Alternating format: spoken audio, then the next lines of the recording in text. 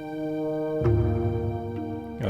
what's up, guys? I know that music may be a little not the super jamming music I usually start with, but that baby's Elwyn Forrest, and I'm ready to talk World of Warcraft. Leroy Jenkins! And we are going to get this baby going. If that first track, I must have fell asleep to that, I swear, about 1,000 times just running around Elwyn Forest.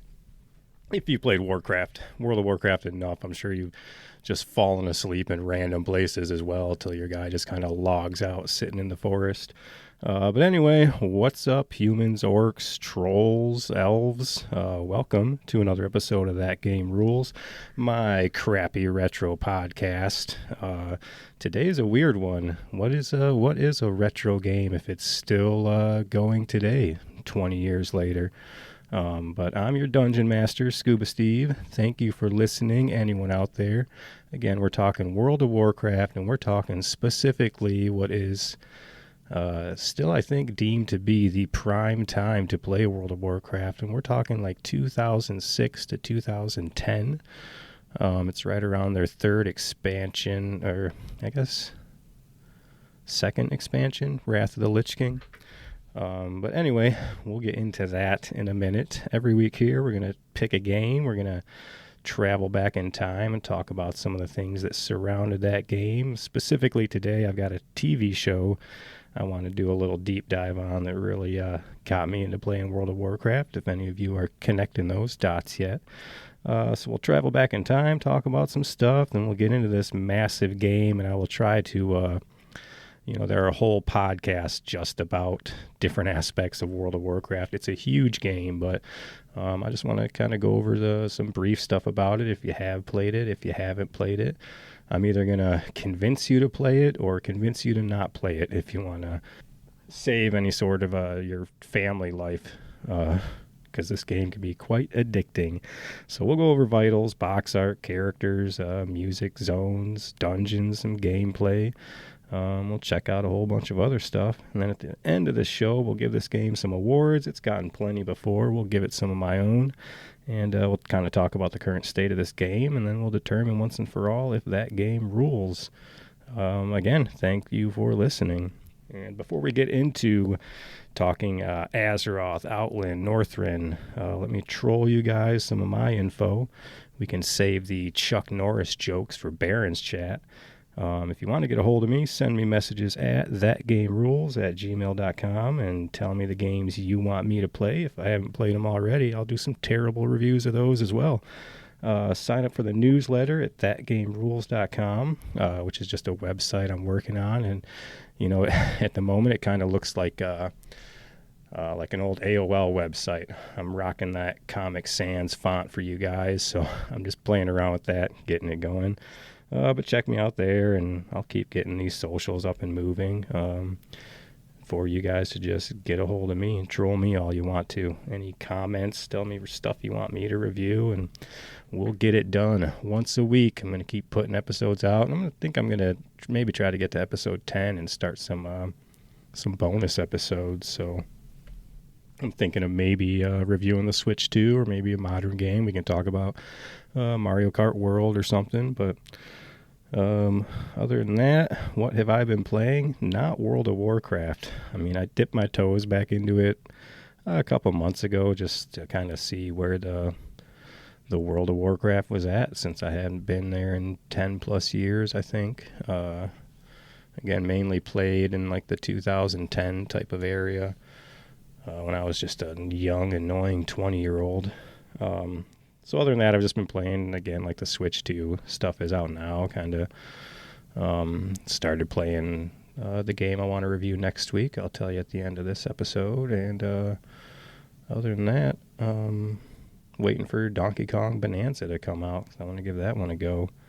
A couple of shout-outs today. I don't think they're listening. Hopefully they never listen to my terrible podcast. But shout-out to my buddies AJ and Nick. I still talk to them as often as I can, but never as often as you want to when you get older and you want to hang out with your friends. But shout out to those guys. Those were my Warcraft buddies, man. You'd bring over their laptops. We'd be running LAN parties. We'd be grouping up in dungeons together and, man, play until the sun comes up, 4, 5, 6 in the morning. So shout out to you guys. If you ever listen to this, I'm sorry you had to put up with me talking about World of Warcraft again.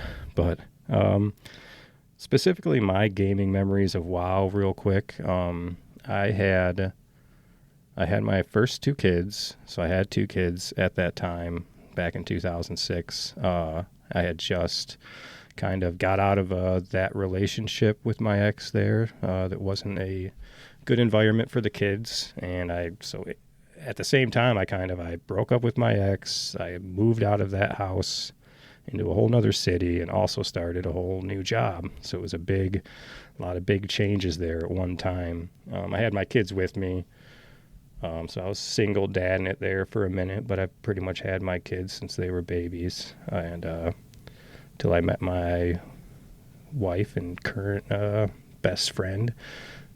We've been together about 15 years now, but before then I was just a 20-year-old single dad trying to make it, and then I stumbled upon World of Warcraft, and emotionally it really helped. I've never been social in real life or gaming, so that was my first kind of foray into that, and it really helped on some kind of lonely nights or just wanting to talk to somebody when you might be going through stuff, or just to have this world that you can just log into anytime and there's just real people just running around. Again, you can just let it all go and just do some dungeons and quests together. You can try to go hardcore and get into like a raiding guild and do some of the big endgame raids, but again, you can build some big friendships in the guilds, which, a guild, if you can't guess, is kind of like a group. You can form your own or join somebody else's guild in Warcraft, and then you have your own kind of private chat and make some new friends that way. And again, I don't really know how this episode's going to go, because usually, you can review an old game and I can review it and I can say, go play this game, and everything I talked about is essentially going to be the same, because these old games didn't have any updates. In this case, I'm talking about a game I played many years ago that the game is almost completely different now in terms of just constant updates, whether they're quality of life or, things people, there's always updates people don't want, or there's overpowered spells they have to kind of go back and nerf. But the weird thing then about this game, about World of Warcraft, I think it has 10 expansions now. The classic stuff is so loved and so sought after that Blizzard, the company, had released World of Warcraft Classic, which is essentially they have their current World of Warcraft running, with their current expansions, but now they also have, you can go back and you can play Classic World of Warcraft, where all those updates are gone and you're back to a lot of grind, a lot of walking, a lot of quality of life stuff they didn't implement then. Then it comes back to your own kind of preference for playing. If you like just the grind of it versus kind of having things handed to you, and we'll go over some of that stuff. They kind of streamlined a lot of things. And again, for better or worse, because, I'll get into some of the details of that. I like the Classic. When I did kind of dip back into it, I jumped right into Classic just to kind of relive the starting zones I went through, because, all like the starting zones have changed. All the kind of introduction to the game has changed now. And, a lot of it back then was kind of figuring things out on your own. And it's such a huge game. I can see why they really want to make it more like user-friendly, especially at the beginning of the game as you're getting into it, because it's so big and there's so much to do. It can be overwhelming, and I'm sure they don't want you to just get overwhelmed and log out. But again, there's something to be said about, I'm sure you talk to some old Warcraft players that'll tell you, you sound like an old man yelling at the clouds when you talk about not getting your mounts until level 40, or, the leveling up, or the things you would have to collect for your spells that maybe now they just give it to you, or you'd have to find a certain person that they are the only ones, the only class that had this spell you needed for this boss. So that kind of hamstrings somebody out of your group, and then they have to come bring in a shaman or something like that. But again, a lot of that stuff just made it more kind of unique, and obviously it stuck with me because here I am talking about it again. So we're going to get into some, as many specifics as I can. We'll kind of keep it general and vague. But to start that, we got to go back to 2004. That's when the game first came out. We'll time warp ourselves there again when I was just a young, dumb 20-year-old. But in order to that, we'll talk to Doc here, talk to Marty, and let's get this time warp going. Have enough road to get up to 88. Roads? Where we're going, we don't need roads.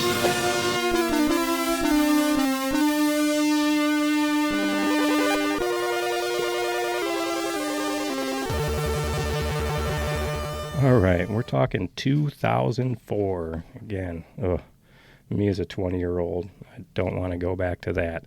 But today's Time Warp is brought to you by Mountain Dew Game Fuel Warcraft Edition, baby. They had a sweet commercial back then, so Mountain Dew released some game fuel for you on your LAN parties. They go perfect with your extreme Doritos and other snacks you're eating. So they had the World of Warcraft game fuel. You had red or blue. That kind of goes with the, you have to pick an alliance is the main thing in this game. You're going to be on one side, whether you think you're the good guys or the bad guys. You gotta be Horde or Alliance. And the Alliance was blue, which is a wild fruit flavor, and you had the Horde red, which was a citrus cherry flavor. And you would just pick your game fuel you want for the night, grab like 6 of those. With the episode also being brought to you by in the early 2000s there, everything extreme flavored. Doritos, Pringles, Pepsi, Goldfish. You had extreme Airheads. Like everything was just extreme. We got Chex Mix extreme. You got extreme Reese's Cups. We got extreme butter for your popcorn. So, and did you know that everything is extra extreme if you're going to make your snacks extreme? Is to take the first E out so that it starts with a big X. That makes it super extra extreme. So shout out to everything extreme from the 2000s. Shout out to Flamin' Hot Cheetos making a huge run back then. And shout out to everything from when I was a kid that suddenly came out with a blue raspberry flavor, because that was the extreme back then. Everything just, that was a bit pre-2000s, but everything was blue raspberry and everything was extreme.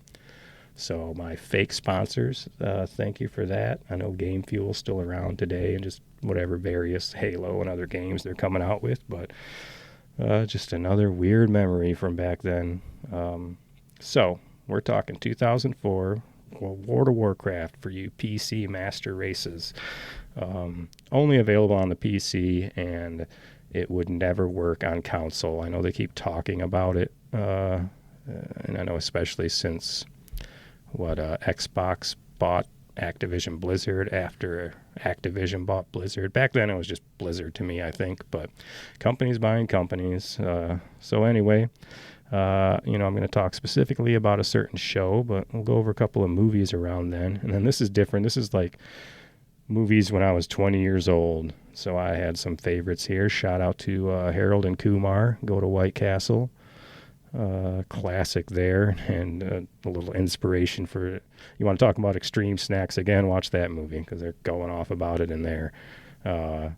Club Dread, that's a little sleeper. That's from the guys who made Super Troopers. They made a couple others. They made Club Dread, they made Beer Fest, but Club Dread's like a they're kind of dumb horror movie. So if you haven't seen that and you like Super Troopers, check those guys out, the Broken Lizard guys.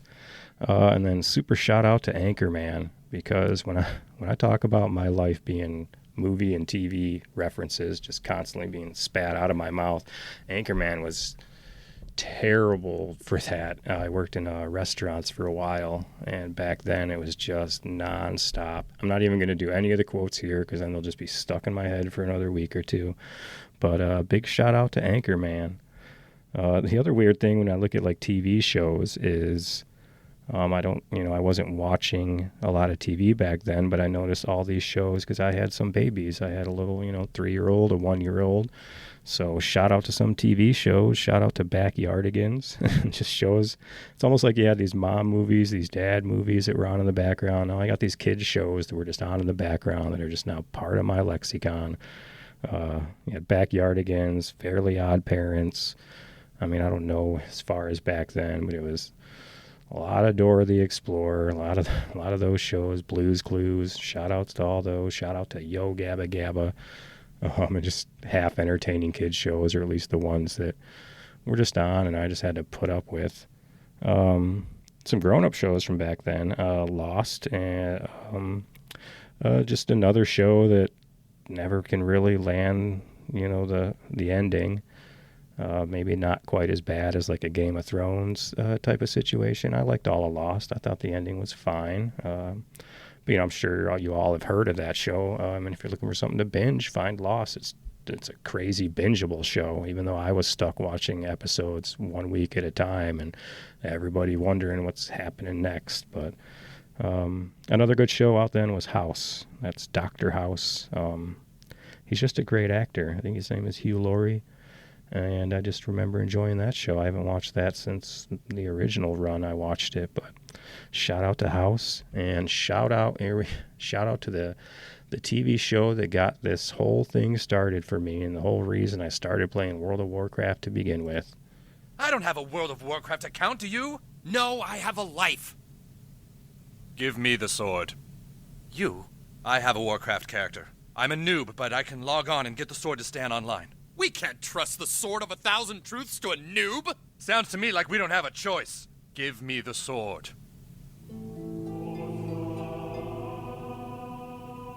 Oh. I had to get that at the end.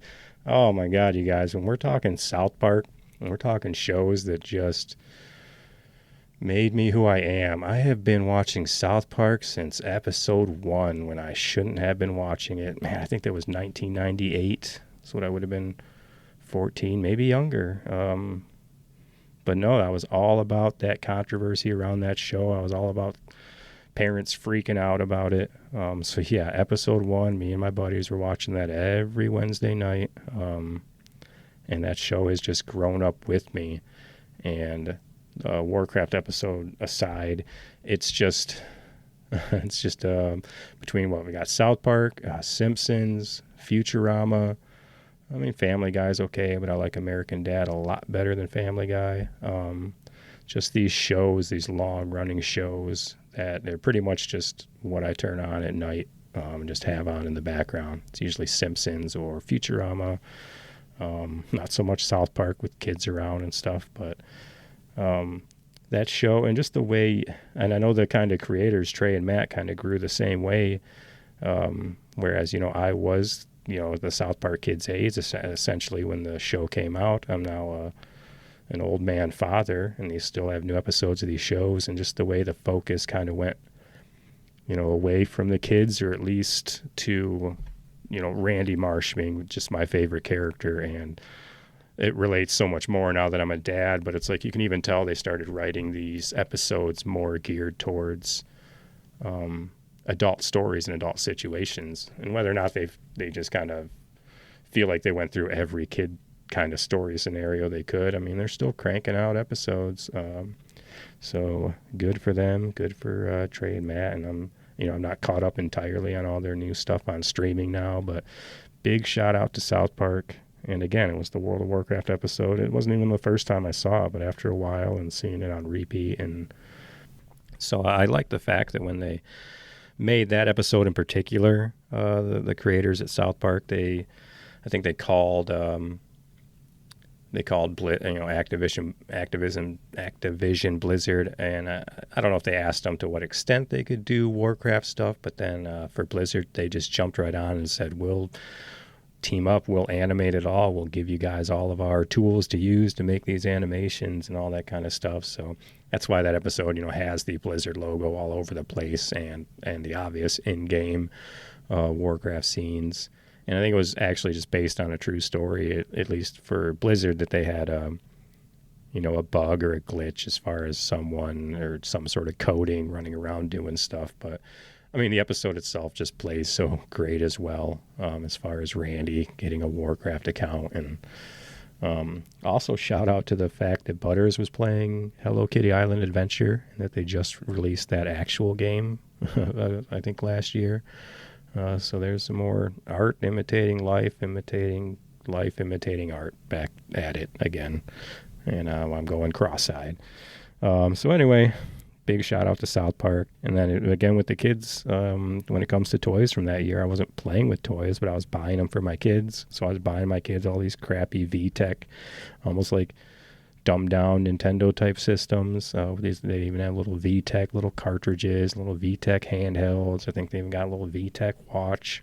And they're all pretty crappy and don't work really good or anything, but price-wise and kids, maybe they couldn't tell the difference on some of that stuff. But other than that, I had a lot of good games coming out at the time, too. PlayStation was having a moment, and Xbox. You had Halo 2. You had GTA San Andreas. Paper Mario, Thousand Year Door, Mario Party 6. A lot of great GameCube games. And then the reason I bought a PlayStation 2, I think, about the same time, a real cheap one, was for Guitar Hero 2. Because right around that time, I don't know why, we were jamming out on some Guitar Hero 2. I think everybody did at one point. I think everybody's got an old Guitar Hero guitar hanging out in their garage or their basement somewhere that they just can't seem to get rid of. So shout out to Guitar Hero 2. Well, now I'm going to attempt to talk about some of the details of this game in less than like 6 hours or whatever it would take to even just go over the lore of this game. We're going to get into it. We're going to rip open this package here, take a look at this box art. Now, I know you love video games, and I asked the clerk which is the one every boy wants. You got me! Oh, yeah! Oh, thanks. This one, box art wise, I mean, this isn't something you were walking through Blockbuster looking at or anything. If you were getting World of Warcraft, you probably knew, exactly what you were trying to get. And it's pretty basic box art, but it looks good. What is that, a night elf, I think, and a dwarf on the front. But the graphics itself, on the cover is the same kind of graphics they use in the cinematics they have. And the game has really sweet, not like in-game stuff, but it's kind of like their expansion release announcements. Were always these really sweet cinematics. Blizzard had for a while, and maybe they've started them back up again, but they've had BlizzCon, which is essentially the company itself was so big, they had their own Comic-Con type events just for their games, between Warcraft, StarCraft, and Diablo, and some other things as well. We're talking World of Warcraft today. Without going super far back, I think Blizzard back then, their Super Nintendo game, I've got it written down when I come to it. Oh, Lost Vikings was a Blizzard game that's on Super Nintendo. So you want to kind of see where they got their start back there.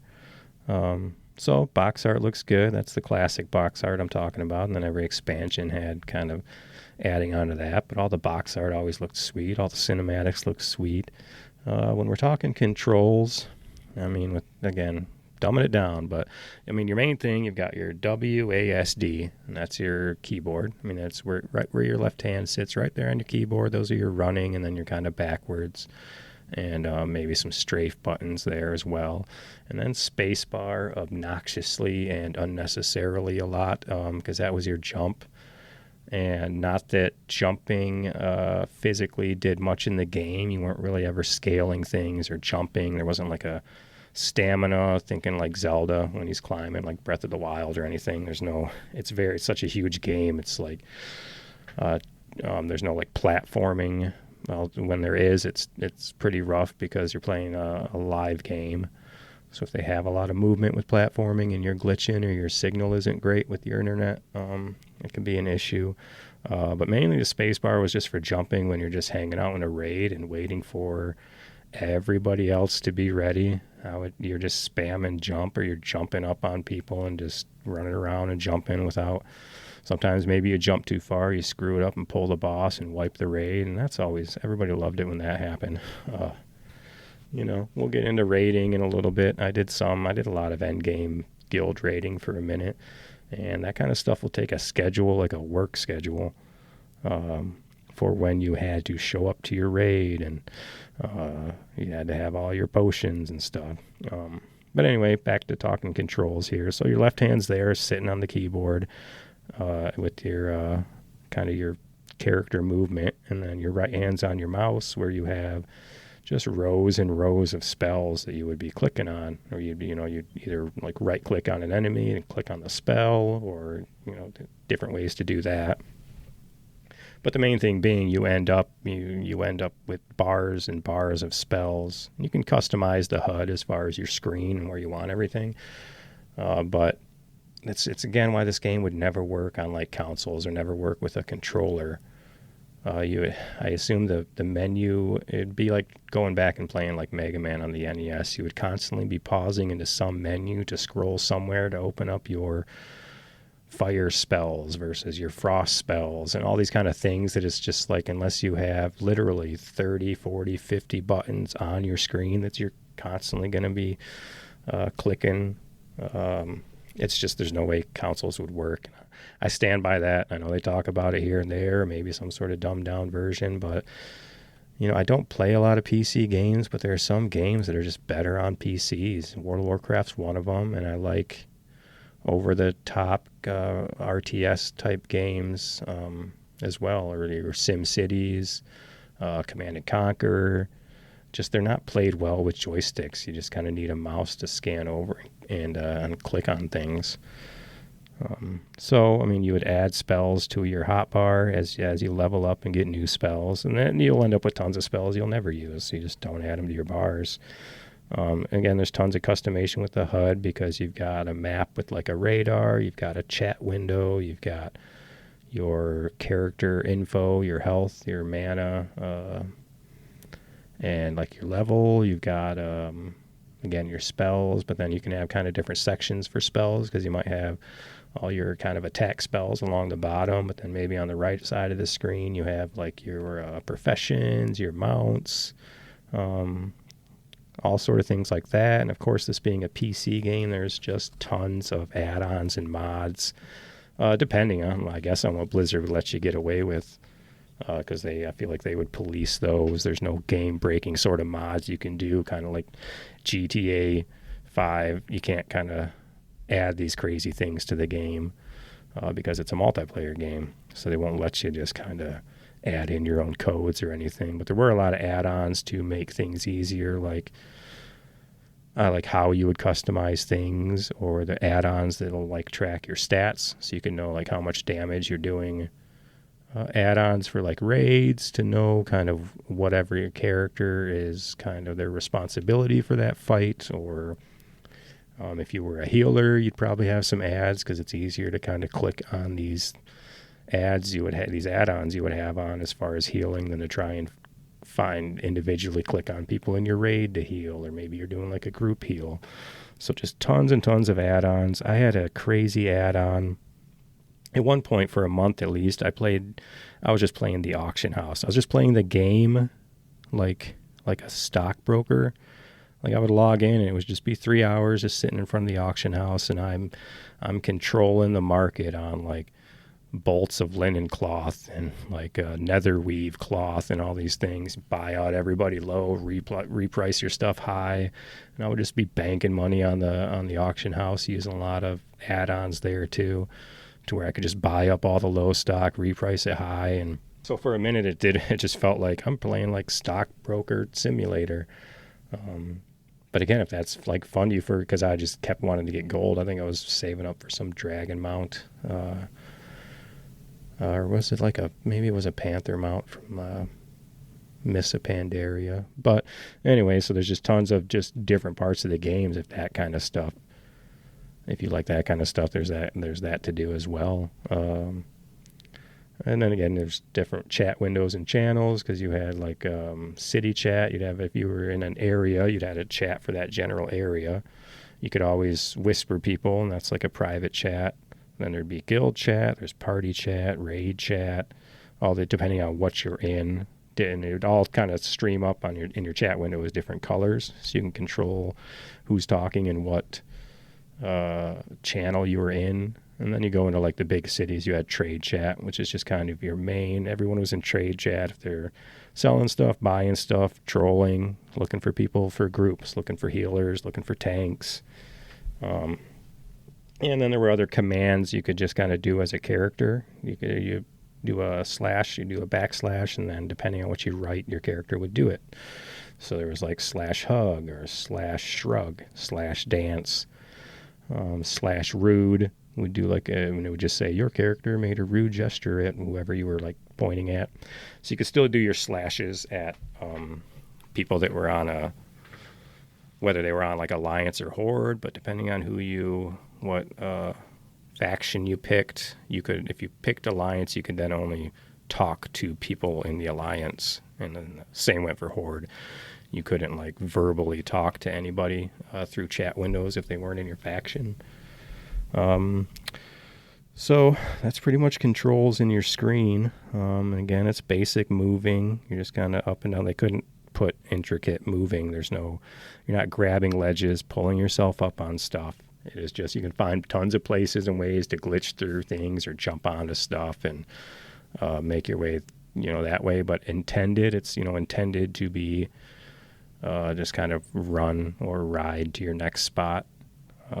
Back then it was a lot of running and walking. You didn't get a mount, which is usually like a horse or something like that at the beginning, which made you run faster when you ride them. You didn't get that for a while back in the day. You got that like level 40. And then there was also just no flying of any kind in any of the old zones. I think that's changed now. I think with Wrath of the Lich King, flying was one of the big perks, but that was only in the new Northrend area. You still couldn't fly in the old world area until enough people, until the game got big enough, and then they went through and fixed everything, I guess, to make it able to fly. You got to imagine they designed this whole game and never thought of flying from the beginning. So then they would have to go back and kind of reinvent the world and where all the limits were for the sky, or things that they probably didn't even have designed because they never assumed anybody would be in the sky looking down at things. So again, you're mainly just on the ground, running around, quest to quest.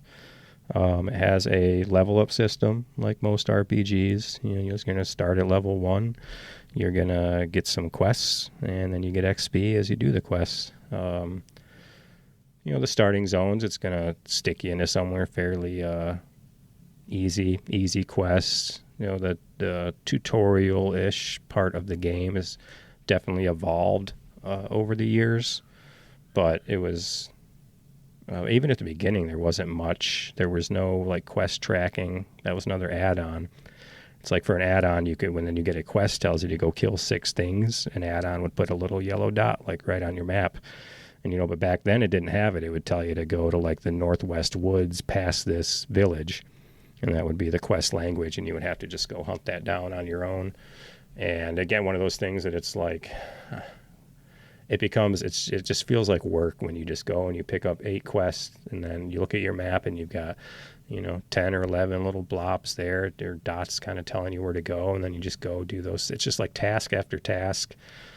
To level up, and maybe some people enjoy that, and then you level up and you get to move on to other things. But it was again that kind of feeling of validation, feeling that you earned something. Again, talk to some old Warcraft players, and they will old man yell at you about how tough they had it back then, and how these kids nowadays and get all this stuff for free right at the beginning, and all their mounts. And I mean, they're true. It's all accurate stuff. So, brief history, World of Warcraft, and, lore-wise. The thing about this game is, it's your basic orcs versus humans type of thing, but then with, the caveat being you play on both sides. So when you play, right off the bat, you think, humans good, orcs bad. Then you play both sides, and you start to learn things from, like, the orc side of the war, and all the other characters that are in those factions. We'll go over all that class stuff. But it starts, with Blizzard, with World of Warcraft picking up after the end of Warcraft 3. So Blizzard had Warcraft 2, and Warcraft 3, which were like overhead, real-time strategy games, think like Command and Conquer. So they took all those kind of stories, characters, humans, orcs, trolls, all those kind of things, dwarves, and has put them into this 3D world, World of Warcraft, which was a big announcement, and the game has just gotten awards and selling ever since then. And it'd be, alongside that, Blizzard has their StarCraft IP, which isn't just Warcraft in space, but it is the space science fiction kind of theme for everything Blizzard does on that end. You got your fantasy Warcraft, you got your sci-fi StarCraft, and then you've got your Diablo, which is just a lot of like hellscape kind of themes there, which I enjoy Diablo a lot too, as well as just dungeon crawling, just smashing buttons and powering up your weapons and just taking out hordes and hordes of skeletons or cows or whatever people are doing in that game. And then again, shout out to the Super Nintendo game Lost Vikings. I haven't played that in a minute, but let's throw that on the list of games to go to review, get an episode for. And obviously this game is based heavily off of Dungeons and Dragons, I guess, at its base, at its prime. So I had to shout out Dungeons and Dragons. It's just taken kind of that. I got to imagine if you took this to a group of, back in the 80s or something, some D&D players, and just showed them what this would be someday, that it would just, that's exactly how this game plays, like your imagination. Like you're this character now, and this is going to be your story, and you need to make these choices. So it plays just like that. So shout out to Dungeons and Dragons. Wish I had time to play that too. Music-wise, obviously it's got a huge soundtrack. I picked Elwyn Forest. That's kind of the starting zone for the Alliance. Is the song you heard at the beginning. If I played the title screen music, I'd probably just fall asleep. Or at least how many times have I woke up to the title screen music because I fell asleep in game. After a minute, it logs you out, and then I wake up and you're just at this, title screen to enter your info and log in. I can't think of anything particular jams. It's just memories. It's just when I hear these songs of entering these cities. They're very big orchestra music. It's very Lord of the Rings like emotional music. And even for like the cutscenes and stuff, there's a lot of like emotion if you feel invested in some of these characters, especially because a certain character was a child when I started the game and is a king now type of thing. Who was it? The prince. He was just like a little NPC, like a little boy, and now like he's like the ruler of Stormwind, and that's just kind of that's what happens when you. I guess the same thing if you just left a city for 15 years or whatever, and you come back and just everything's different, and so it's just like a really weird aspect. With this game, it's so unique that it's been around for so long. And there are people that have played it for as long as it's been around. So you have to imagine the like emotional investment in some of these people. And again, like how I talked to, how much this means to me, just kind of getting me through a dark place way back then too, and just having people to talk to. So a couple more notes here before we get into some of the gameplay itself. Some of the lore. It is the most popular MMORPG of all time. Obviously, it's a subscription base, so you pay for your base game, you pay for your expansions in your typical $80 range probably. But then you also, at the time, I was paying $15 a month just to play this game. And I played for 4 years and pretty much didn't play anything else in the meantime. So it'll suck up your life if you get too into it. But I'm not sure what it costs now. It was worth it to me back then, $15 a month, and I was getting hours and hours and hours of gameplay out of it. So I've never complained about their subscription model. A lot of other people do. There's a lot of newer ways, it looks like, to get you can game time. I think you can even rock that auction house, sell enough stuff, and you buy these like WoW tokens, which is essentially like game time. This is all newer kind of things nowadays. So there's a way for you to earn even game time just through the game and selling things like that. Again, I talked about how they released WoW Classic just to show the love they had for the original games. They're essentially running another system where they're just re-releasing expansions just like they did originally. but it's just a way for you to play it without the current world. It's like the current world you go in. When I did go in there a few months ago, you have to essentially go to you go to Chromie, this little gnome, time controlling gnome essentially, and you pick what kind of era. So it's essentially you pick the expansion you're going to be playing, and then you pick an expansion, and literally the world changes around you because there's phasing.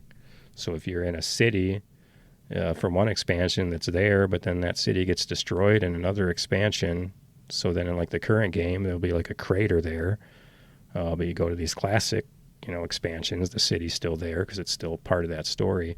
So all the zones have weird kind of like phasing too. So depending on like depending on where the people are, if you're in a zone with a bunch of other people, where those people are in their quest storylines determine if you'll even like see them in the zone, even though you're standing right next to them. They'll be phased out. There's a different layer over top where you're playing, so that you're seeing the things from your quests, they're seeing the things from their quests. I talk subscription costs. And then, so the really cool thing about Warcraft is it's not just like fantasy. It's not just your dungeons and your swords and your knights and this stuff. They have crazy amount of sci-fi stuff, and just really cool steampunk if you're into that. Like they have just robots, cars, motorcycles, these kind of things driven on like the steampunk kind of style. There's a lot of sci-fi. There's time traveling. There's dragons, elves, but there's also aliens, robots, zombies, and werewolves. So, I mean, there's just everything in this game. As you can imagine, a game that's been around this long. So that's kind of just a rough kind of overview of some of the vitals of the game. We'll play a little bit more music. I'm going to talk some more about the lore. We'll talk about some levels and some gameplay and some characters. Let's get into it.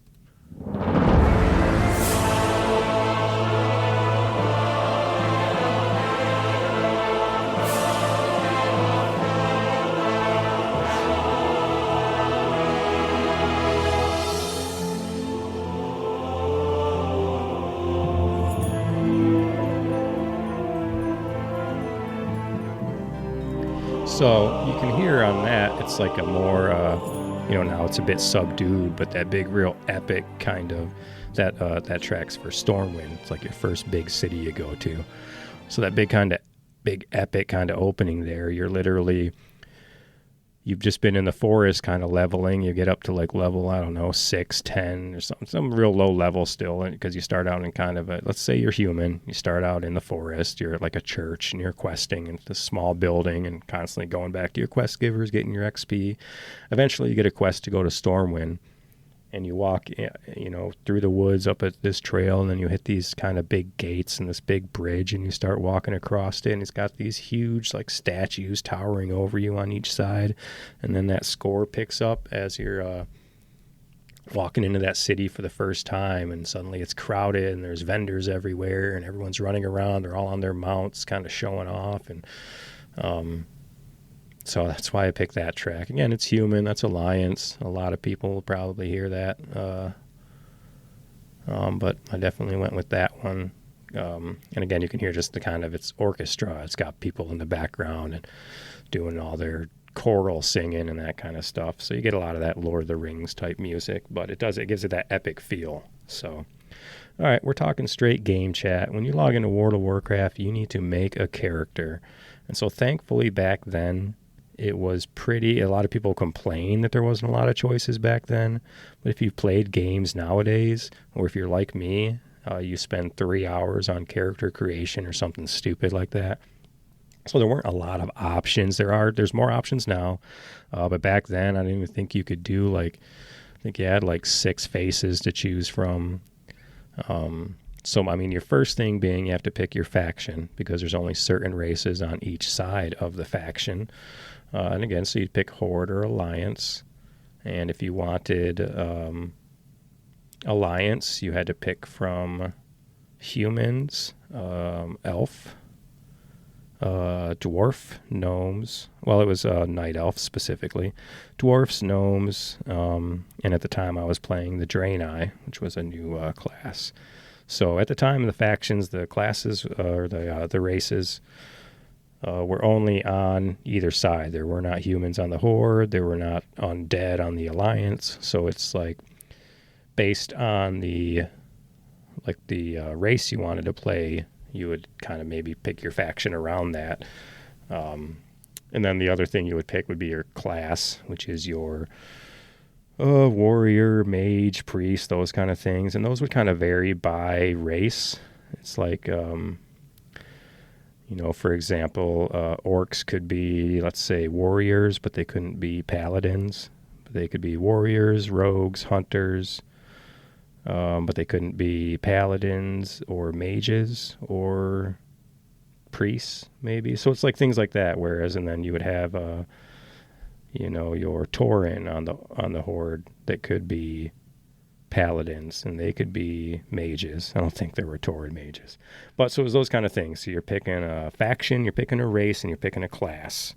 And those are just the titles themselves. Like I said, as far as you pick, human or male, and then you kind of add some features, beards, tattoos, undead kind of changes, like whether or not they have a jaw or not. And then, dwarves like a lot of beard stuff, and humans like skin color. You can do that kind of stuff. So again, you had Alliance, you had humans, dwarves, gnomes, night elves, and Draenei. And then on the Horde, you had orcs, Tauren, undead, trolls, and blood elves. So you had elves on each side. And then eventually you get a lot more streamlined with the races and stuff. But so you have to pick that, and then you have to pick a class as well. And at the time you had warrior, paladin, rogue, hunter, mage, warlock, priest, shaman. And then a new class was the Death Knight that came out for Wrath of the Lich King. So you pick those. I'll tell you right now, I rocked a lot of casting, like magic casters. I started as a warlock, played that for a while, but my main ended up being an undead mage that I played for years. And if you're thinking like, what if I want to change class? What if I want to change my name? What if I want to change my race and faction? And you are willing to pay for it, Blizzard will take your money. There's services for all that kind of stuff for a fee. So you can always go and kind of redo things if you wanted, but kind of pick something you think you might want to stick with for a while. I always kind of went with, class-wise, you had, between all those classes I listed, warrior, rogue, hunter. I mean, some are more obvious than others, but they're going to break those down into 3 classes as far as how they play. And you're either going to play as a tank, a warrior, or a DPS. With your tank being, just like it sounds, he's the guy who's going to be taking all the damage from the boss, not really inflicting a lot of damage, but enough to hold the boss, creates enough aggro to hold the boss on him, so your boss doesn't go one-shot your priests or anything like that. So you had that. DPS, standing for damage per second. So if you look at your kind of normal groups, let's say just a normal 5-person dungeon group, you're going to have 1 tank, 1 healer, and 3 DPS. And how those DPS create damage can vary. It can be a melee, whacking you with swords, or it can be like a ranged hunters shooting arrows, or mages throwing fireballs, or warlocks casting spells. So there's casters that kind of stand in the background, there's your tanks that kind of go right in, and then your healers are obviously just kind of healing everybody, mainly tanks, but that's just your simple dungeon party. All the characters are designed as far as questing to have multiple ways to do your quests. So even if you were a healer, there were a lot of spells. You were still fine doing your quest. You could switch between. A lot of people would have their talents set up for, you'd have your questing talents and then kind of your dungeon running talents. And by that you would have like talent trees, kind of at their most basic back then. A tree, as you pick, as you level up and get talent points, you could put your talent points into these trees and earn and upgrade different spells. And then every class then also had 3 talent trees to kind of pick from. And I know this is like a lot of info. It's a lot more when you're actually playing. If you've never played and you're just kind of listening to this episode, don't be overwhelmed because it walks you through all the stuff. But it's also nice to have this kind of variety. So let's say I picked an undead mage. I'm going to rock the horde. I got them all decked out how I like them to look. So as I'm leveling this undead mage, I'm learning spells. And you'll still learn mostly like all the spells. So for a mage at the time, his 3 talent trees, because no matter what as a mage, you're never going to tank, you're never going to heal. So there's 3 different ways for you to do damage. You can do fire, you can be a fire mage, a frost mage, or arcane mage. And again, it's all different damage, but you'll still get, like, even if you start to put your talents into fire and start increasing like the attack of your fire spells, you're still going to get frost spells as you level up and arcane spells, and you can throw those in your bars to cast with, because a lot of the spells don't necessarily need damage. Like, they're still going to work. But it's like if I pick fire and I start putting points into fire, a lot of those things I pick are going to be like increases fire spells damage by 30%. Or I'll start getting new fire spells because they're available in the talent trees, but you'll still get some of your basic frost spells, your basic arcane spells. And then from there, all your talents are then kind of, with your 3 big parts of the game, you're questing, or you might be doing dungeons and raids, or you might be doing some PvP, obviously, like player versus player. So there were different battlegrounds and arenas where you could just fight other players, or, a lot of kind of the big aspect of the game is more player versus environment, where you group up with 25 people, 40 people sometimes to go fight computer bosses. You could also group up with 20 people to go fight 20 other people in some like capture the flag type battlegrounds and those kind of things. Again, just tons and tons of aspects of this game. I would recommend, just if you've never played it, the trial version, I believe, is free up to level 20. Just giving it a go, just on some simple questing, just kind of see what the game's about. Try not to let the other things distract you, battlegrounds and all these other raids and dungeons. I don't think a lot of that stuff's available when you start anyway, so don't get overwhelmed. Just walk through the woods, shoot some kobolds, and you'll go wipe out some bandits. The same kind of quests you do in any other game. There's escort quests, there's gather quests, kill stuff, go here, meet this person here, all that kind of thing. So you got your avatar. We're just going to stick with our undead mage, and let's say we're going to go fight. Let's say we're going to go fire. At the time, it was doing a lot of damage, but then it's hard to say. They could release an update and nerf half your spells, and suddenly arcane mage is the way to go in raids, and you'd be on websites and forums looking up all these things, or what combination spells people are doing now after the new update. So there was a big community outside of the game as well, that you're constantly looking up stuff or talking to people. So lore-wise, we'll say, I'm an undead mage. I'm working on the horde. This game has a lot of lore, so it is your basic war, because you've got 2 factions. You can imagine how things go deeper than that. The games themselves, there's a lot of lore as far as there's a lot of novels. There's a lot of outside things. Shout out to Richard Knack, Christy Golden, a couple of authors. I was like super nerd on Warcraft, so I was reading novels. They tie into the game, or they at least like expand on the game and stuff. And it was still good, just kind of fantasy novels, if you're into that kind of thing. So the 2 factions, let's say, it all kind of started with the orcs on their home world. Kind of being tricked into building a portal to Azeroth, and so it kind of essentially that's your kind of your story. You've got the humans being invaded by the orcs, but the orcs are just kind of trying to flee a bad position to begin with the stuff going on their home planet. So they were just fleeing that. And then from there, the other races kind of teamed up. The humans, dwarfs, gnomes is all kind of goes together. The night elves are very non-warring type people, so they all kind of group together. And then you got your weird ones on the horde. You got your orcs, but then you got your tauren, which are like big bull, cow type people.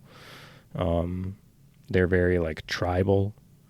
And I don't know particularly why all these races join the factions, but your horde also has like the undead, so you're playing kind of like as a zombie, and they have trolls, and then they have the blood elf from that expansion. But those are all the kind of like, so your horde's kind of your weird looking characters. Like I said, with the and then they each, all these races have their own leaders as well. So it's like the Tauren have their own city and leader. You can go visit there, and all these multiple cities, depending on which one you have, all the auctions houses will be like linked. So there'll be an auction house in every big city. There'll be mailboxes, banks, all those kind of things that are linked up.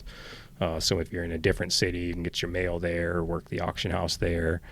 And then so it's these faction leaders within your faction, which would then start warring with each other, to cause, it's like the leader of the undead will start doing things that the leader of the horde or the leader of the orcs didn't like, and it causes these conflicts and quests and raids like that.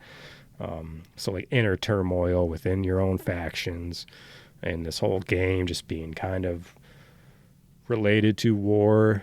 The expansions kind of bounce around between, war's the big talking point of that expansion, and you're fighting them, but then maybe the next expansion's like a super big bad guy, and now all these factions got to team up to kind of take out the one big bad guy. And then you go back and you're fighting the other people again, and maybe this new island pops up down here, and you all have to go examine that now. Both factions work together again. So there's a lot of that as far as story-wise. With so many thousands and thousands of quests, it's just individual zones with individual stories, and you just kind of work your way through them. Of course, the quests will all interconnect to that, but story-wise, it's kind of it. You've got Azeroth as far as your planet. It's Earth, essentially. So planet itself's called Azeroth. And you're mainly on two big continents. You're either on Kalimdor, which is kind of mostly run by the Horde, or the Eastern Kingdoms, which is mostly run by the Alliance. And they kind of pick up off of the old RTS games as far as like orcs versus humans. And then in this case, we're in expansion number 3, if we're going to talk, Wrath of the Lich King, when I played. So you would still kind of go through, like originally classic Warcraft, your end game, your level cap, you'd make it all the way up to level 60. And that's where all your end game rating. You think you get to level 60, you're done. You're not. That's where all like your end game stuff starts. That's when you can start getting all these crazy tiers of armor and gear. And then from there, they released Outland, which it adds another 10 levels. So then you can go to level 70. And it wasn't just, the levels as you level up are exponential. So now you'll get to level 2 in like 5 minutes, and you'll get to level 3 in 2 hours, and you get to level 4 in 6 hours. Just those kind of things. So then when they add 10 levels at the end of an expansion, it's going to take you a while to get up to 70 from 60. And then when they release the next expansion to get to level 80, it's going to take you like even longer. Even to just get that one level gain. And when you're talking like dropping an expansion, for levels, 60 to 70, they want that to last a while. And if they're going to be adding new spells, it's going to take you a while to get to that level by level, to kind of, otherwise, you get too beefy. And you go to these new zones and these new expansions, and even with all your end game gear and stuff, and you're suddenly just getting wiped across the floor again. So, all the expansions aren't made for you to be level 3 and head out to the new area. It's for you to hit a certain level and make it out to the new expansion. And then the gameplay, again, it's got the PvE, which is grouping up and fighting the environment, fighting bosses, dungeons, raids. It's got your PvP, player versus player, and that's battlegrounds, arenas. There's even still like professional tournament arenas. And then the other one is RP, which there isn't a lot of, I don't think, focused as heavily as it used to be, role-playing. Specific zones, not that combat was turned off or anything, but they were just, if you picked a server that was labeled RP, you were just going to run into a lot of role players. And there are people that would, I've seen weddings and stuff and real funerals, all in game, all role played. I think there's even guys who would go and role play, shopkeeper for 8 hours just in the shop. And if that's, again, play the game how you like it. I liked going into the role-playing servers for that kind of stuff, and that's when you got to turn run off, you got to turn walk on, you got to do like all these kind of unwritten rules of role-playing to make it more accurate. But again, so I didn't mention at the beginning of picking a character, but yeah, you would pick a realm, it's called, /server, that you would play on, and they would designate them back then as like just kind of PvE or just PvP. So you could like pick a realm where people couldn't, attack you if you didn't agree to it and those kind of things. It was more fun to just pick a PvP world and see if then you get people in the starting zone from the other faction, they make their way there and they're just wiping out noobs left and right as they spawn. Until Blizzard goes in and fixes that. Like I'm telling you, if a troll can find a way to do something, they will. And then Blizzard has to go in and patch something. So I didn't do much with PvP. You can imagine like the balancing this game takes. The more characters and classes they add, you have to balance these characters and spells to make sure you're not taking out endgame bosses too quickly. And at the same time that, this rogue isn't so overpowered that they're winning all these arena matches, and then you have to nerf a rogue, and now what happens to this rogue trying to fight in the dungeon? So I imagine balancing had to be just a nightmare for these developers. And I don't know anything about that, but I know there's lots of patches constantly and lots of people complaining about them. So the other thing in the game, you're questing, you go zone by zone, and it wouldn't be... Again, you start out with your faction. You're going to kind of stay in those faction zones really until you get past level 30, 40, and then you'll start to end up in zones that are kind of combined zones where both factions will be questing together. And then depending on whether you have like PvP flagged on or off, you'll just be out there killing a boar, and then you just get sniped by like a human hunter or something you didn't even see out there doing the same quest. So you're doing a lot of running, and then eventually you get a mount. You probably get them earlier in games now, but it was such a big deal to get a mount back then. It made you run. It was just the difference between running on your legs and running on a mount.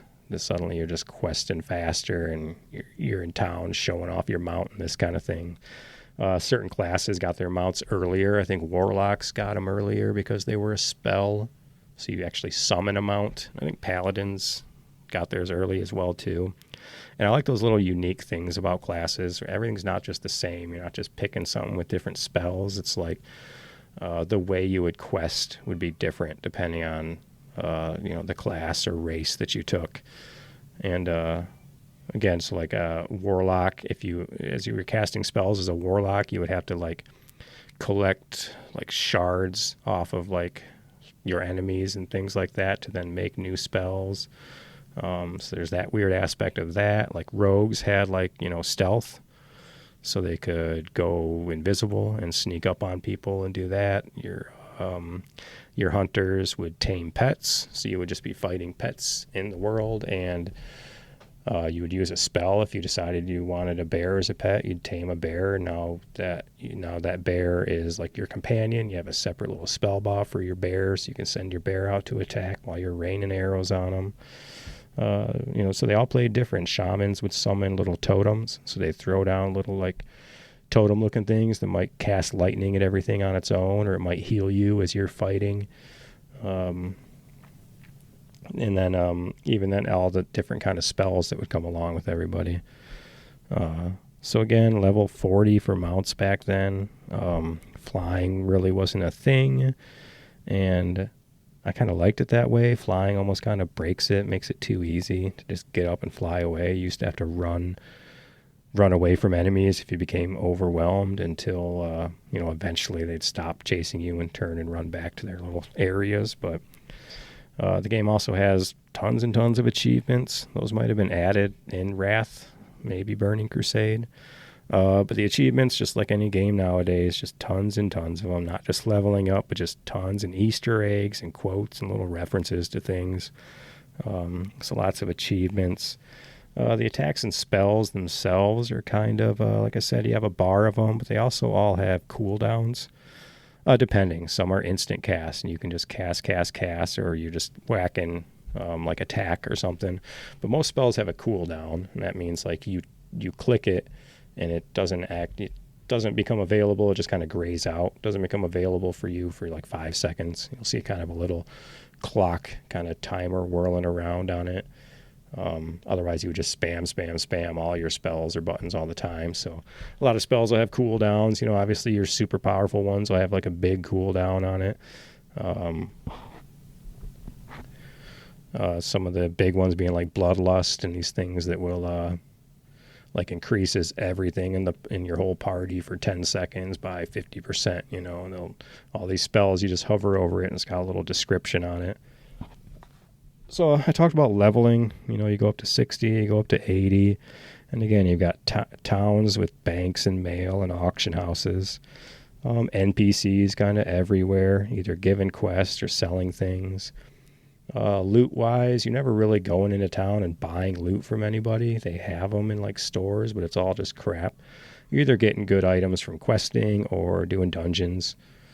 And like back then, you would just go into a town and go into the chat and say, hey, we're looking for 2 DPS for this dungeon, or we need a healer for this raid. And those were the kind of cool ways back then where you'd kind of meet people and gather up and go. You'd have to go meet at the physical entrance to the dungeon. You could summon people there if you had enough players to use a summoning stone. I think nowadays you just like enter like a queue and you just automatically get transported to the dungeon. And that's fine to get people to play the game. But again, there was something about like, we got to travel. We're going to travel to, this would be like a whole night. Me and my buddy, we'd go travel to town and try to find a tank. And now we finally found a tank, and his buddies, he's got a buddy, he wants to come, but we want a shaman so that we can do bloodlust on this boss. So now we're looking for a shaman and a tank again. And so it's like, and by the time we get all them, we run all the way back to this dungeon, clear that dungeon. I mean, that's where like this accomplishment feeling really came from. And, it may not be there. That's again why the classic modes they have are probably as popular as they are. It's for those kind of old, this is how I used to do it. I used to have to walk to my dungeon 15 miles in the snow, uphill, that kind of stuff. And then, real quick on the dungeons, how they work, they just kind of load you into your own dungeon. It is like you go to the entrance of the dungeon and it's like a little swirly pattern. And as soon as you walk in there in a group, that saves that instance of that dungeon to you and your group, probably 24 hours or something. So as soon as you enter that, it rolled all the dice on all the loot and like assigned loot to every enemy or boss in there. Like that loot is what it is. And so it's just you 5 or whatever it is that can enter that instance. No one else can go in and take loot or anything like that. It just kind of saves it to you 5 until you do another one or the next day or something like that. I talked about the auction house. That's a good place to sell items. Sell items to dumb people if they don't know the value of things, or buying mainly like, the other thing you pick at some point during the game is professions. And those are things like mining, blacksmithing, enchanting, tailors, pretty much all those kind of standard professions you would think of that are in a lot of games even nowadays. And so you could pick 2, and a lot of the times 2 would go together, whether or not you wanted to do that. Like if you were a paladin or a warrior and you wore plate armor, it would make sense that maybe you pick up mining and blacksmithing. And then as you're out questing, and if you're a miner, then all these little mining nodes become active to you, and you can go mine them for materials. And, it's like, or I was cloth, so I think it was like a caster is a cloth wearer. They had cloth, mail, plate, depending on what class you were. You couldn't wear plate as a caster. So I wore cloth, and I would think I had my professions as a tailor and enchantment, because then I could make clothes as a tailor, and then I could enchant the clothes, and then I could sell those on the auction house. So you can just enchant your friend's clothes, and it adds stats to their clothes. There were also just a couple of other skills that everybody could get. Everybody could get fishing, cooking, and archaeology. And then the same kind of thing goes there. I spent a lot of time just cooking. I think I was just working on getting the cooking title from the achievement. You spend a lot of time that, and if you don't think a lot of people are just spending a lot of time just fishing, traveling and fishing in that game just for fun, it's another one. So whatever's fun for these games, however you want to do it, I say go for it. I talked about guilds. That's a good place to make friends. You'll have a guild leader telling you, what time raids are. We would have to, I think we raided, it was like Tuesday, Thursday, 9 to midnight or something like that. And then like Saturday afternoon, it was like you had a schedule you had to sign up for. And back then you had a 40-man raid. It's hard to get everyone together on that, believe me. Then the other thing I have a note on is dying itself. When you die, you end up at a cemetery. So it's like you die and then you're a ghost at a cemetery, the closest graveyard or cemetery to where you just died. And you would have to run back to wherever your corpse had died, and then you could resurrect there. And then the issue there being, like, if your corpse is in the middle of a bunch of people where you were just dying, you have to kind of try and find a little safe spot and range where you can res and not just get mauled again. I think they've made that a little more streamlined as well. But you could res at the graveyard if it was too, because sometimes it is a long walk, and you run a little faster as it goes, but you still have to run what feels like 10 miles just to your corpse, just to res, just to get hit 3 times and die again and do it again. So you could res at the graveyard, but then you would get I think resurrection sickness for 10 minutes. So essentially all your stats were lowered. So if you did take the free res, you essentially couldn't do any questing or anything worthy for like 10 minutes or so. And, that's about as detailed as I'm going to get in any sort of the gameplay. For questing, it's a whole nother world when you're full level and then you're doing raids. And then that's pretty much all you're doing. Quests are done. So you either start an alt, you got other characters of other classes going, and sometimes your main might be the tank for the raid, but they have enough tanks that night, so you bring in your alt to do some healing. So there was that aspect as far as end game. And then, the raiding itself, as they released updates and patches, there would be new end game raids coming with it. Sometimes new dungeons, but it was all about those raids, because you get into those raids and then you would get the best loot. You get like tier sets. You'd get these sets, the loot that it's like when you're in town and wearing them, people stop and look at all these sweet, sets you're wearing or sweet weapons. And those would only come from like heavy end game raiding. And again, you enter these things, you're saved to it. So it's like you don't know the loot you're going to get. You could go online and look at the loot tables for the bosses and know that, this dragon boss is going to drop, one of these 12 things.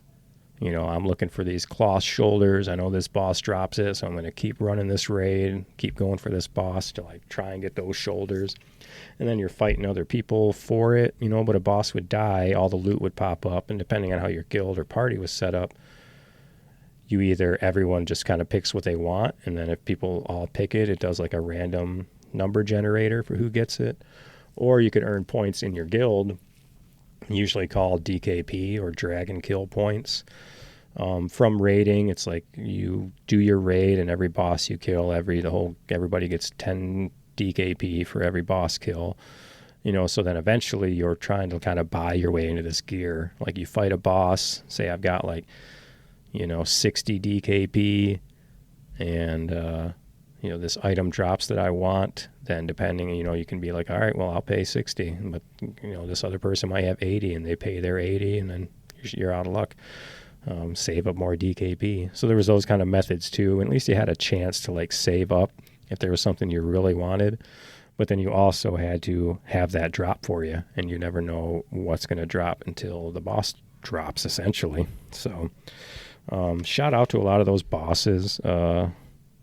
Naxxramas raid, the Aldar back then, the Frozen Throne itself, where you go and fight the Lich King, with the raids usually being like 12 bosses, and you kind of, in the Frozen Throne, you're kind of going up this ice mountain, working your way up to the top, and bosses can vary from your basic, tank and spank, to like some fights you're fighting other human players. Some of them it's like, you can't stand here while you have to go over here and shoot that. And it's like, so there's a lot of strategizing, and you get together with your guild and you talk about the strategies for this boss, and you would assign things, and you four are on ads. You're going to heal the second tank, but then get ready to pop lust at this point. And so it's just a lot of math and calculations, and then just craziness on a lot of those fights. And I still have memories of some of these bosses we downed that was just like,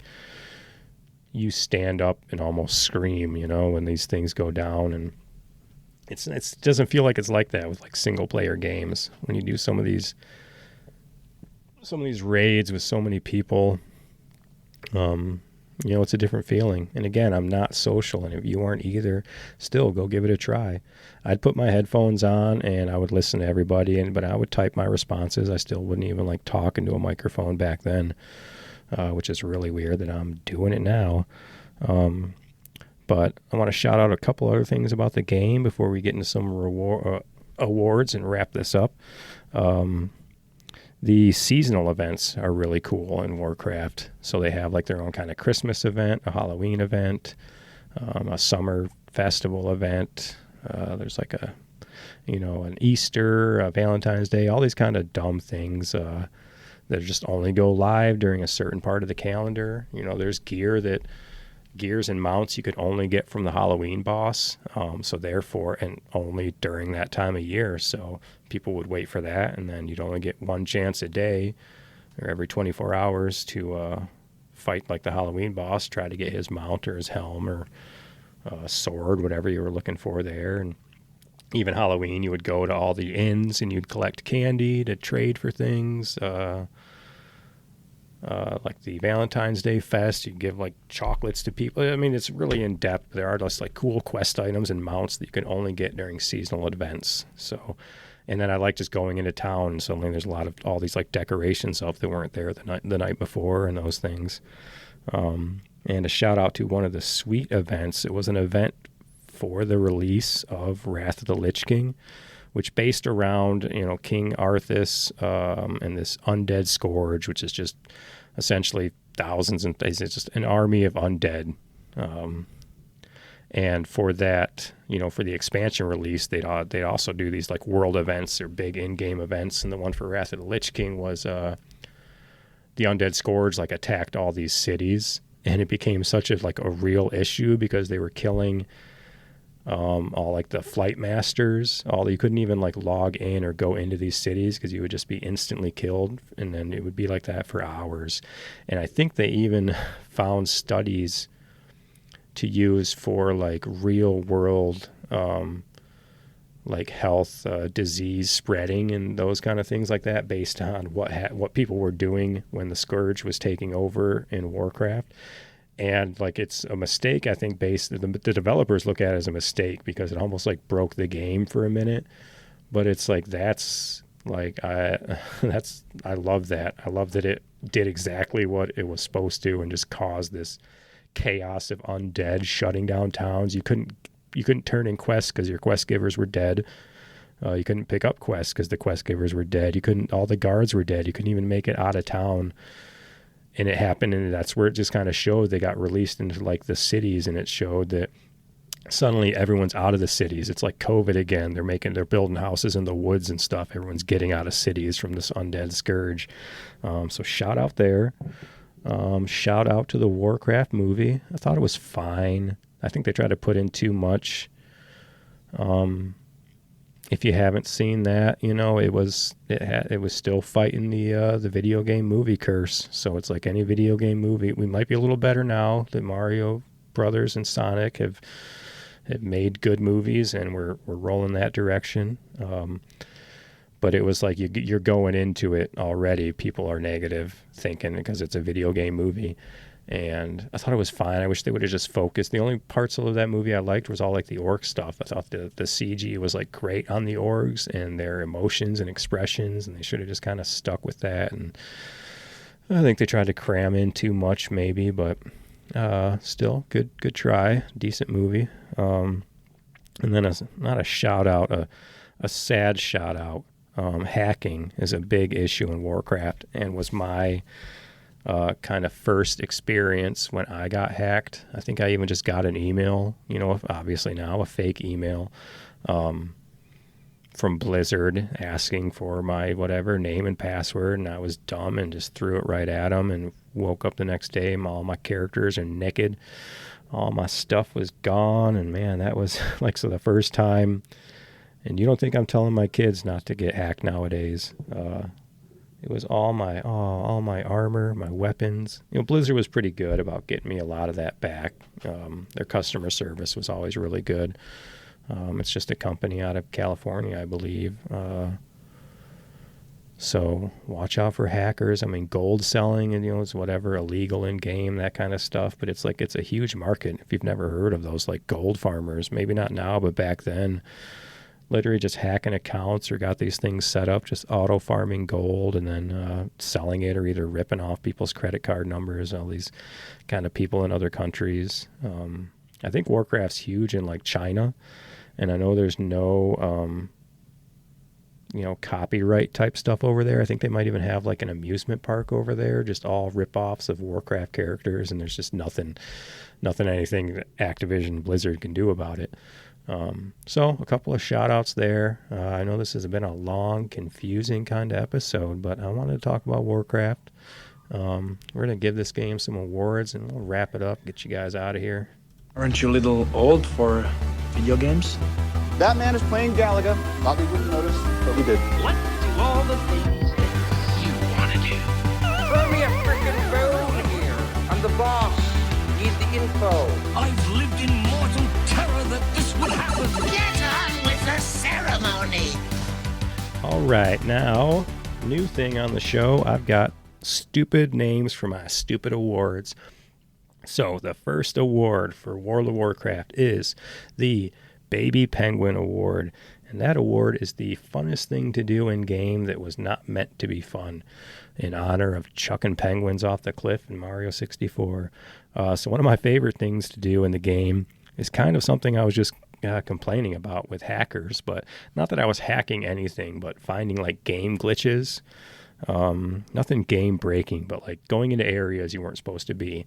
You could stand in a certain spot in Stormwind, near a bridge, a light post, I think, somewhere. You can essentially glitch yourself underneath the map, and then you could travel to other areas that way, or just kind of seeing the glitchy kind of world underneath. But my favorite was, I don't even know the tower, the name of the tower, but it was a big tower. It was like supposed to be, it was like an undeveloped, unfinished raid that never came to fruition, but the models and all this stuff was still there. So you could glitch your way into that and kind of check out this unfinished raid that never got made. And it was really creepy. It had these like dead bodies hanging underwater with chains, like floating up with chains, and you'd have to swim through it and stuff. So abnormally creepy for Warcraft. I mean, the graphics weren't ever super great back then. You kind of take that polygon world as it is because it's so huge. It's not The Last of Us as far as like detailed world. So that's going to get my reward there as far as the funnest thing. And a shout out to trolling and ganking itself, especially if you're stealthed as a rogue. Trolling kind of new low-level characters. I wouldn't do it for a long time, and I got just as much as I ever gave, but it's almost a rite of passage. You're going to have to get kind of stabbed in the back by some rogues Unless you're a mage, then you could throw some frickin' Frost Nova on the ground, blink away, and vanish, and you're good to go. Maybe like light fall off a cliff. I'm just going to keep listing all the mage spells I can remember. So shout out Baby Penguin Award for hacks and places you're not supposed to be. And our next award, this one's going to be called the shut up clapping. Next award is the No Odd Job Award, and that is the award for the best multiplayer experience.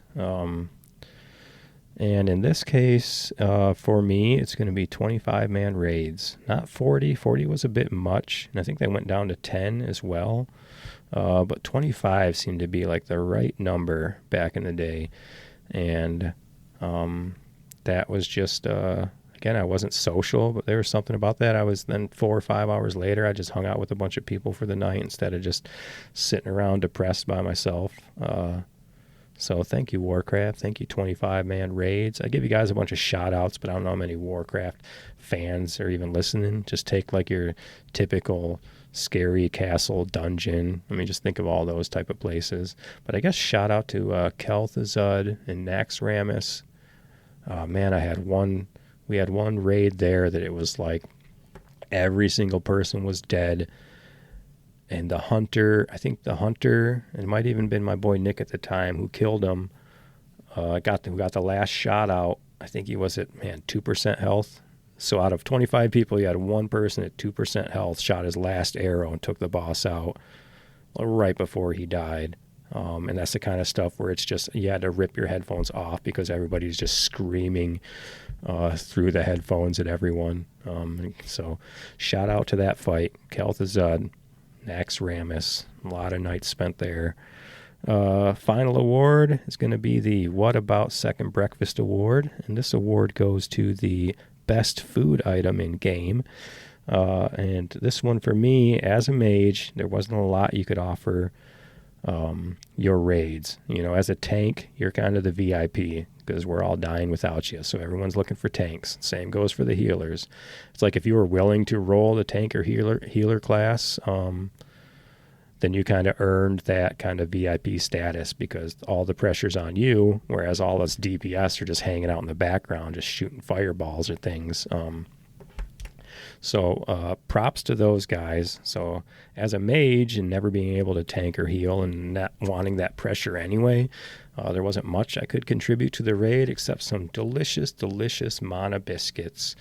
One of the things the mage could do is when you're in a party or a group is you could conjure a mana table, I think it was, and I'd do my little summon spell kind of graphic there, and then poof, there'd be like a little table right on the floor, a little food table, and everybody could come click on it and it would just fill their bags up with biscuits, mana biscuits, where you sit and you eat and you refill your mana and stuff like that.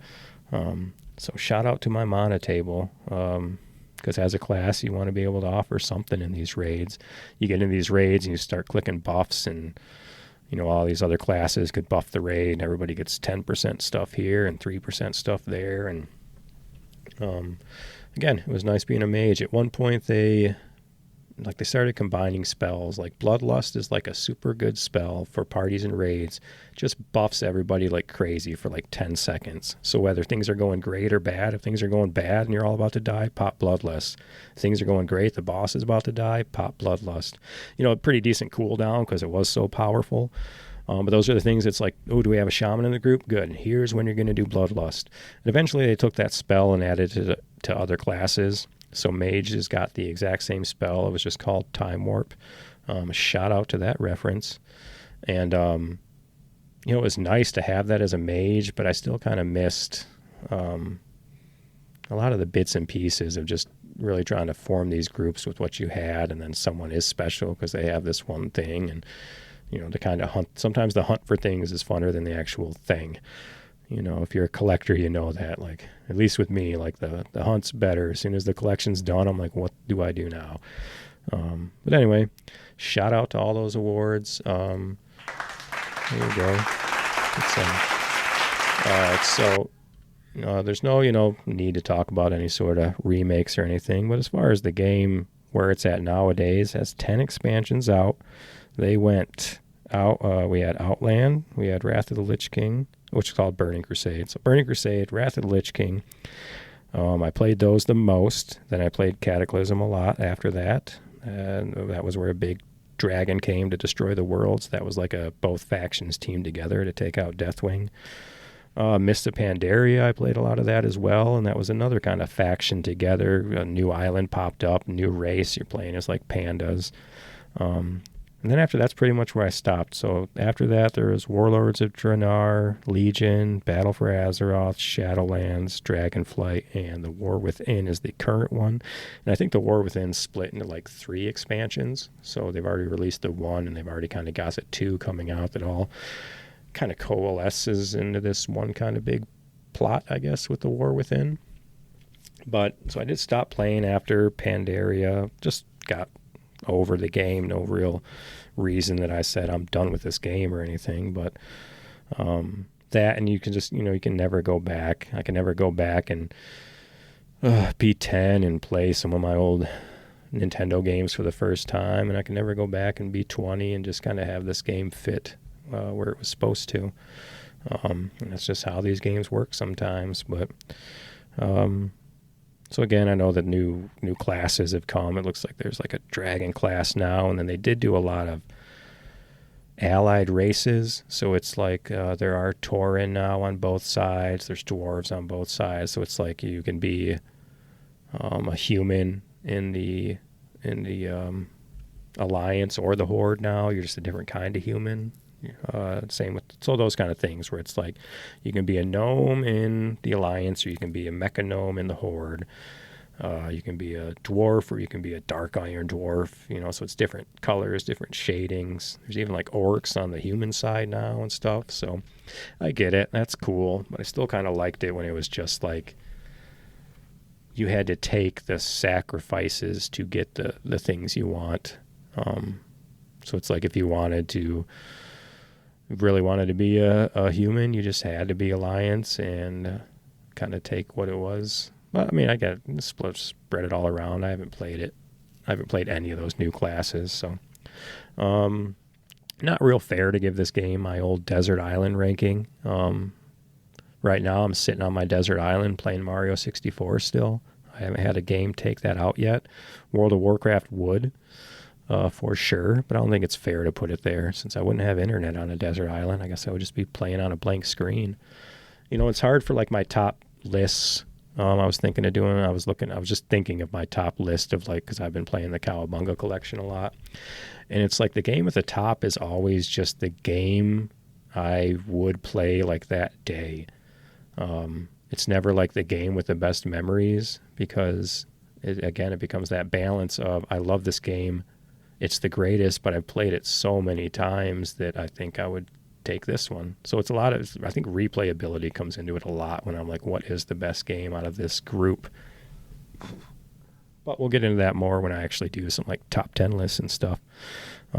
So officially, this game rules for sure. But again, I'm not know if I'm trying to convince you to play the game or if I'm trying to convince you to stay away from the game, because you don't hear it as much now, but there were like real addicts for this stuff, real classes for World of Warcraft addicts, people losing their family, losing their marriages.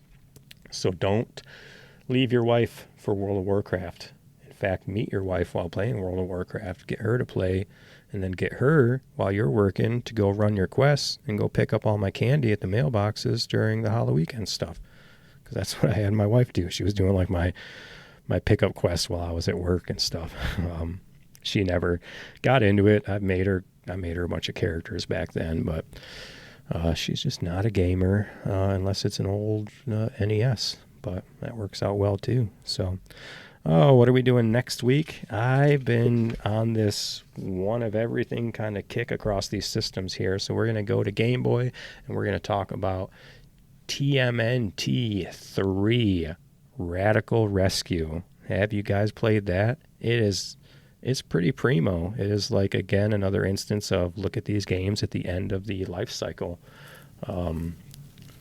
Did you know there were 3 Ninja Turtle games for the Game Boy, because Radical Rescue is probably the best. I mean, everybody knows Fall of the Foot Clan, but we're going to talk about that one.